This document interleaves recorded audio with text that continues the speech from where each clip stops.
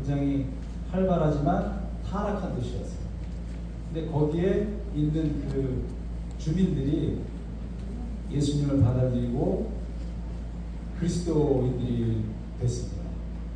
근데 지금까지 살아온, 믿어온, 배운 종교와 이런 것들이 있기 때문에 문제가 엄청 많아요. 성적인 타락도 있고, 같은 교인들끼리 싸우다가 안 되니까 세상 법정에 가가지고 고소를 합니다. 그래서 이런 일들을 고린도 교회에 있던 신자들이 와서 에베소에 있던 바울한테 와서 선생님 큰일 났어요. 지금 선생님이 지금 이렇게 1년 반 동안 해서 세운 교회가 아주 서로 싸우느라고 교회가 두 쪽이 날 지경입니다. 그래서 그 교인들이 보낸 여러 가지 문제들에 대한 해결책, 그다음에 의문점들 이런 것들을 저희가 쭉 나눠왔습니다. 8과에서는 고린도전서 15장에 있는 말씀인데요.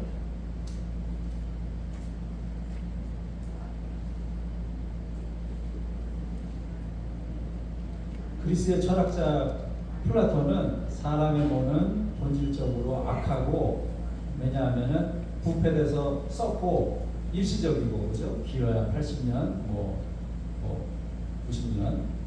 하지만 사람의 본질은 이 썩어 없어질 몸에 있는 게 아니라 그 안에 영원한 죽지 않는 어떤 것이 따로 있다. 그래서 이분법으로 이렇게 가르치면서 우리의 몸은 이 영원하고 불변하는 진리를 가두고 있는 감옥이라고 가르쳤어요. 그런 사상을 받아들인 그리스 사람들, 로마 사람들, 이런 사람들이 교회에 와서 크리스찬이 됐는데 아직도 그리스 신학을 붙잡고 있는 거예요. 그래서 부활을 믿지를 않습니다. 다른 건 다 좋은데 이것만은 포기 못하는 거예요. 그래서 사도 바울이 부활은 사소하게 다룰 문제가 아니라 정말 중요하다. 저희가 기억제도에서도 했듯이 예수님께서 의롭게 사시다가 돌아가셔서 흙이 되어서 묻히셨으면 우리는 이렇게 고생하면서 핍박받으면서 죽음의 위협을 받으면서 진리를 위해 살 필요가 없다. 우리도 인생 별거이나 먹고 마시고 살다가 가야지. 이건 예수님이 부활을 안 믿는다면은 당신네들은 우리 교회 나올 필요가 없다. 나도 그렇고 전하는 나도 그렇고 다 허짓하는 것이다. 이렇게 하면서 부활에 대해서 역설을 했습니다. 그래서 먼저 이제 이번 교과 내용은 고린도전서 15장에 있는 그 1절부터 끝까지를 다 이야기하고 있는데요. 맨 먼저 부활은 역사적인 사실인가? 그죠? 예수님 믿는 사람들이 예수님이 부활하시고 난 다음에 자기 선생님을 신격화, 미신화시켜서 자꾸 이상한 소문을 만들어낸 건 아닌가? 두 번째는 예수님의 부활의 결과, 파장. 영어로 consequence는요, 한국말로 번역한 단어가 없어요.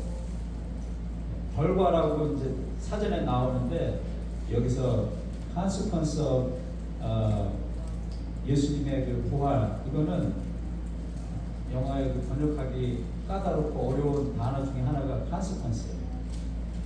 그래서 우리말로 제가 세 가지를 나눠봤습니다. 여파도 있고 파장도 있고 여러 가지 종합적이면서도 예상하지 못한 그러한 그 결과들. 예수님이 부활하지 않으셨다면 저희가 기억절에서 읽었듯이, 그 다음에 예수님의 부활이 보장하는 것, 마지막으로 우리의 부활은 예수님의 부활하신 것과 어떤 상관이 있는가? 우리는 어떤 몸으로 부활할 것인가? 우리 친구들이 부활했는데 하늘나라 갈 수 있게 됐어요. 근데 서로 못 알아본다면은 내가 그 사람이랑 하는데 가만히 쳐다보고 있으면 얼마나 민망하겠습니까? 그죠? 우리는 어떤 몸으로 부활할까? 언제 부활할까? 이런 주제로 가정 공부를 나눠보겠습니다. 여러분께서 일주일 동안 공부하시면서 또 은혜 받은 받으시고 이런 말씀 있으시면은 손을 드시고 말씀해 주시면 제가 마이크를 드리겠습니다. 부활은 역사적인 사건인가? 어떻습니까, 여러분?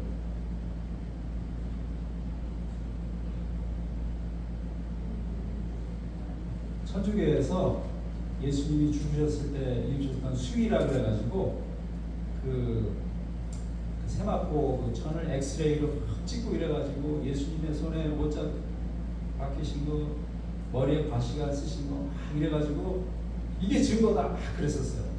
나중에 보니까 또 그것도 이제 조작한 거라고 합니다. 그러면 우리가 예수님이 부활하셨다는 것을 어떻게 알 수 있을까요? 사도 바울은 자기가 이 고린도 교인들한테 제일 자기 인생에서 소중한 기별을 전했는데 그것이 바로 예수님께서 우리 죄를 대신해서 죽으시고 무덤에서 묻혀서 죽으신 지 3일 만에 살아나신 사실이 자기가 가장 아끼는 진리다. 이렇게 고린도에 있는 교인들에게 역설을 했습니다. 그러면서 5절부터 8절에 보면은 예수님이 부활하신 걸 본 증인들이 몇 명이라고요? 베드로와 12제자들도 있죠. 500명 이상의 형제 자매들도 있죠. 야고보와 사도들도 있죠. 보잘것없는 보잘것없는 바울, 심지어 보잘것없는 자기도 예수님을 만났다. 이러면서 예수님은 부활하신 게 확실하다. 그렇습니다. 그래서 저자는 교과공부 저자는 이렇게 물어봅니다.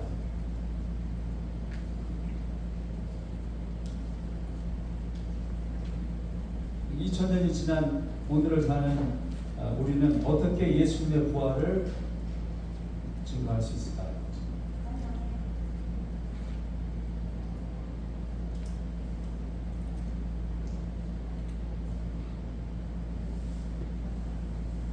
어떠십니까?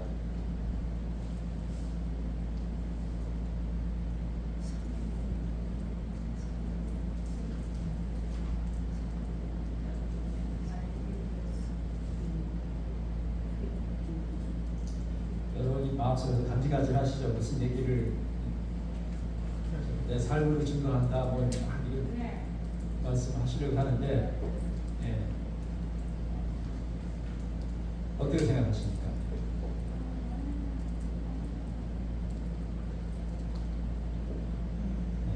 또 아주 궁금하면서 생각해 보시고요. 그 다음에는 예수님의 부활의 여파, 파장, 결과 여기에 대해서 예수님이 부활하셨는데 나하고는 또 내가 사랑하는 가족과는 어떤 상관이 있는가? 시대 소망에는 이런 말씀이 나옵니다.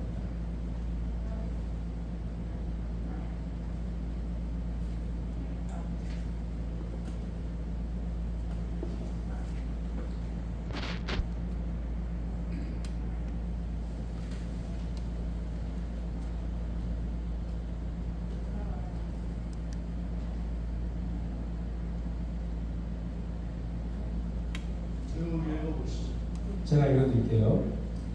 사단이 가지고 있는 단 하나의 목적이 하나님과 사람을 영원히 갈라놓는 거죠. 둘이 친하거나 이러면 안 돼요. 그런데 하나님께서는 그리스도 안에서 우리가 타락하지 않았을 경우보다 하나님과 더 가깝게 하나로 묶어놓으셨다고 했습니다. 물론 타락한 게 잘 된 건 아니지만은 어떤 면에서 하늘 범인 중에 에덴 동산의 과일 같은 그런 유혹을 이기고 한 번도 죄를 지어보지 않은 하늘 범인들보다 우리가 하나님과 더 가깝다는 거예요. 이게 말이 됩니까? 이게 어떻게 그렇게 하셨느냐? 예수님은 사람의 본성을 취하심으로 결코 끊어질 수 없는 밧줄로 사람과 자신을 묶어놓으셨다고 했습니다. 그래서 하나님은 또 예수님을 내려보내셔서 사람의 죄를 짊어지고 희생 제물로 죽을 뿐만 아니라 타락한 사람들에게 아주 예수님이라는 그분 자체를 줘버리셨어요. 그래서 예수님이 하늘 보좌를 떠나서 내려오실 때 우리와 하나가 되기 위해서 우리를 먼저 묶으신 겁니다. 자신 안에서. 하나님께서는 사람들과 평화를 회복시키겠다는 의지를 확증시키기 위해 자기 하나밖에 없는 아들을 사람들의 인류의 가족의 한 사람으로 내려보내실 뿐만 아니라 영원히 사람의 인생을 그대로 가지고 영원히 사시도록 약속을 하셨다는 거예요. 하나님께서는 자기 아들을 통해 사람의 본성을 취하셨으며 그 인성을 지니고 지극히 높은 하늘로 올라가셨습니다. 쭉 또 여기 보면요,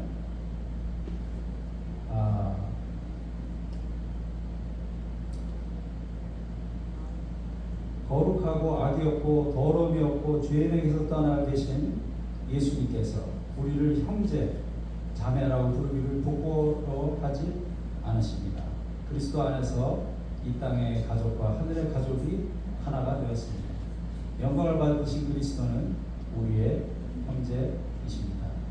하늘은 인성 안에 간직되어 있고 인성은 무한한 사랑의 품에 안겨 있습니다. 언제까지요?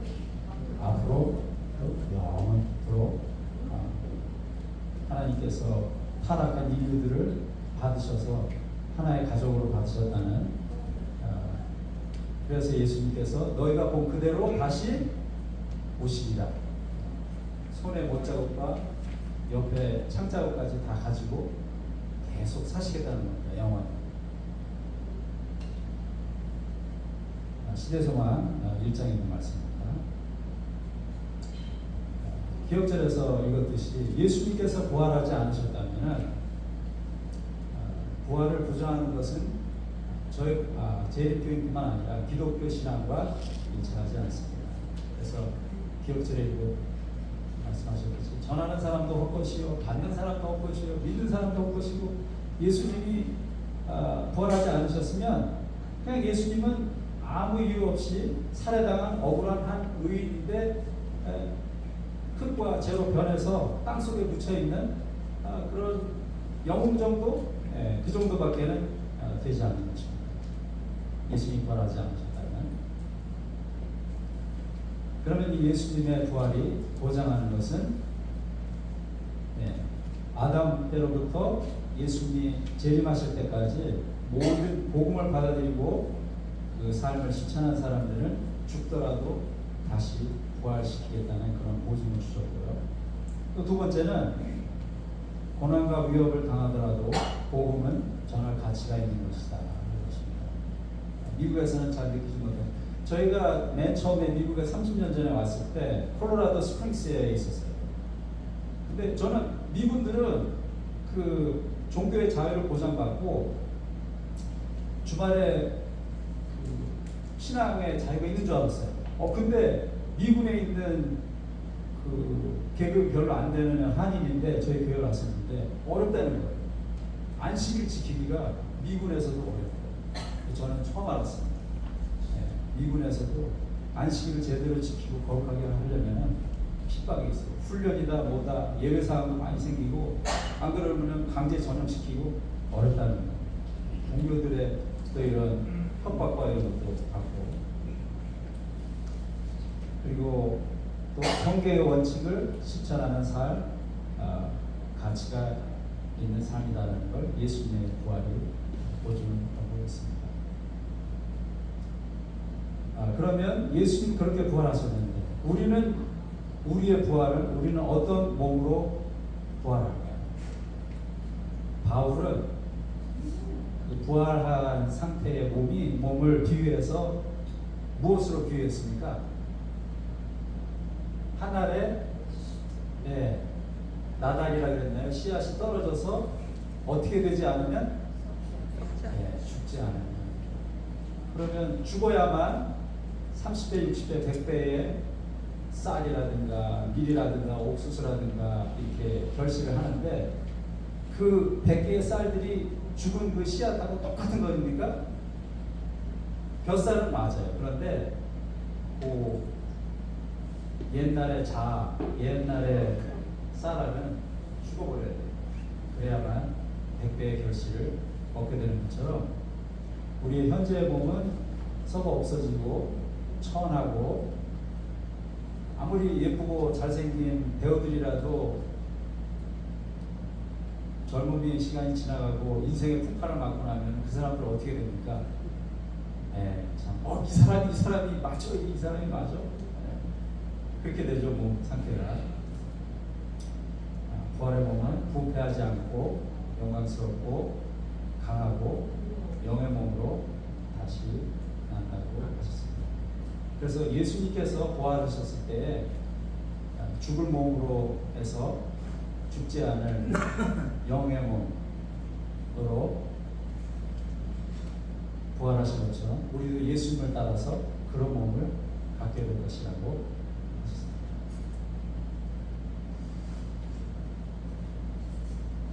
그러면 우리가 부활한 몸은 어떤 몸이고 우리 친구들은 알아볼 수 있을까요? 가족들이 알아볼 수 있을까요?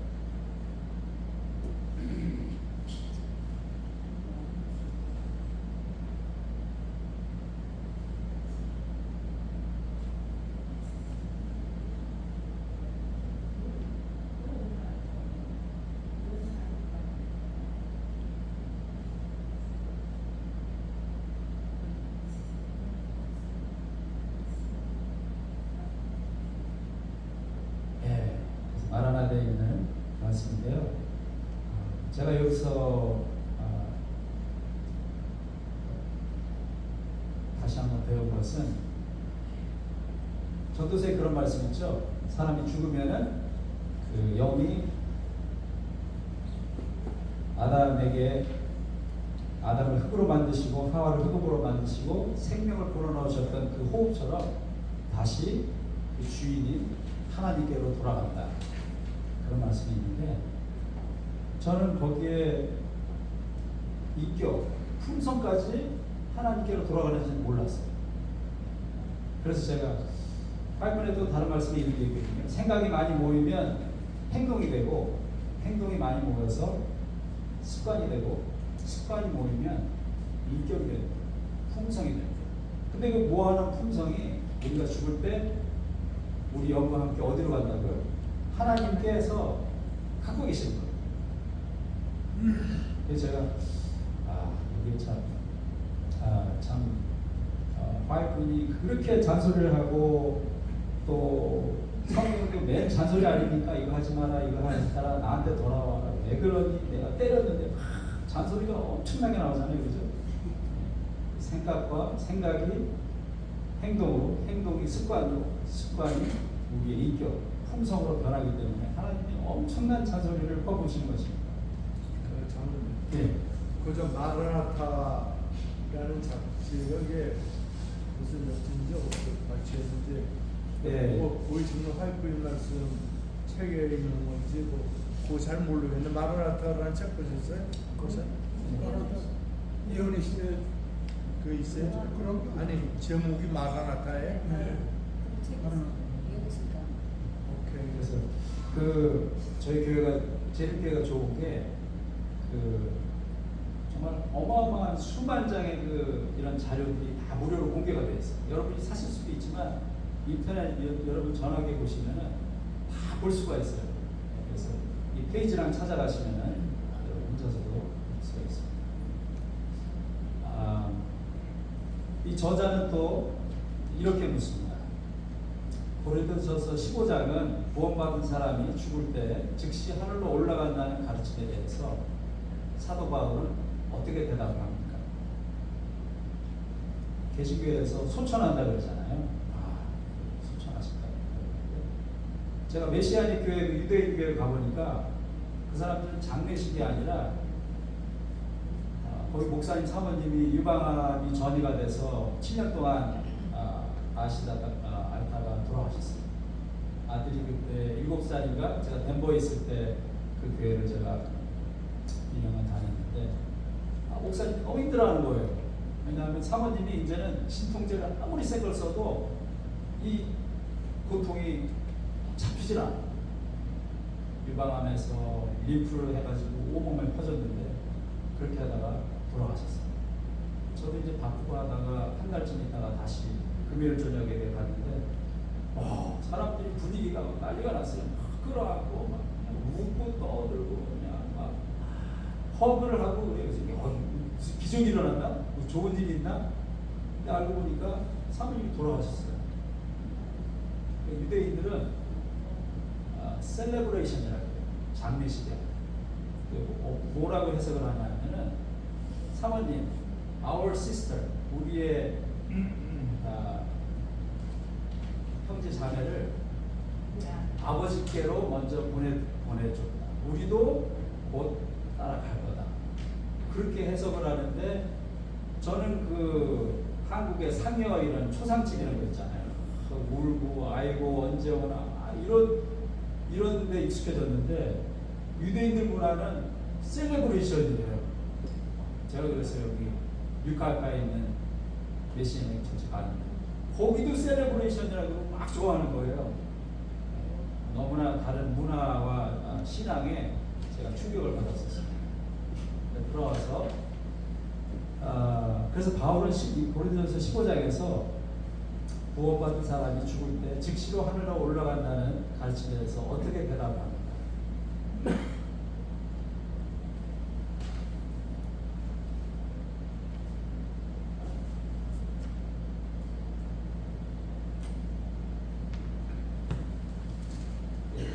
15장을 좀 긴데요. 읽어보시면은 예수님께서 다시 오셔서 재림하실 때 오셔서 우리를 데려간다는 그런 말들이 있습니다. 우리가 구할 때 다시 살아나서 호련히 변화돼서 어떤 몸을 가지고 아주 구체적으로 나와 있습니다.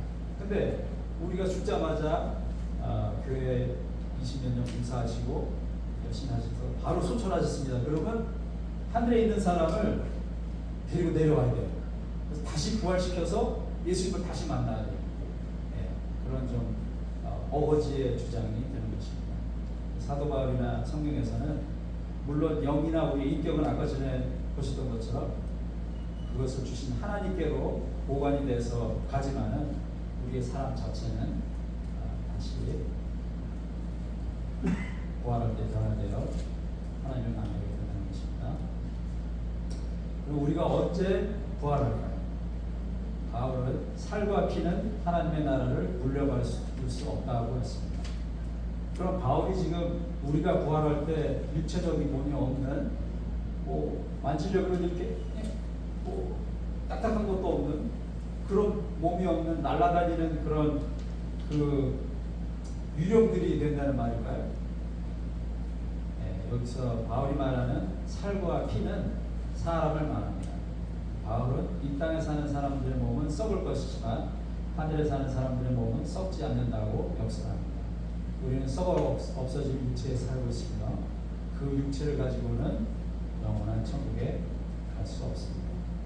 예수님께서 다시 오실 때 우리의 썩을 몸은 예수님께서 부활하셨을 때 몸과 같이 썩지 않은 몸으로 변화될 것입니다. 네, 여기까지 읽었습니다. 여러분 또 질문이나 또 혼자서 공부하시면서 묵상하시면서 부활에 대해서 감동받으신 게 있으십니까?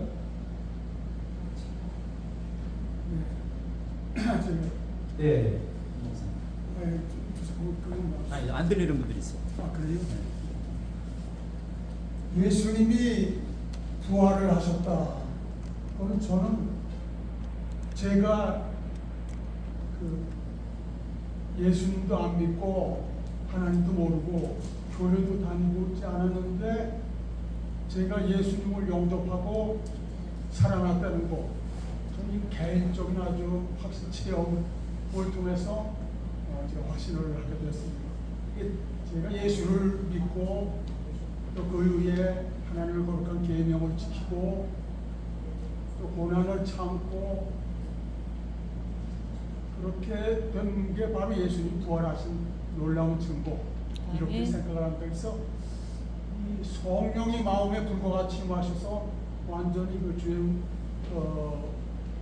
정말 66의 소욕과 이것이 다 소멸되고 이제 예수의 말씀이 마음에 있으면서 예수님을 항상 바라보게 이런 게 제일 즐겁다. 이런 곳에서 예수의 부활은 확실하다. 아멘. 참, 근데 우리 지금 안식일 예수재림교회 성도님들이 중에서 이 부활의 놀라운 능력이 더 많이 증거되고 했으면 좋겠어요. 이상입니다. 아멘. 또 다른 분 계십니까? 부활에 대해서?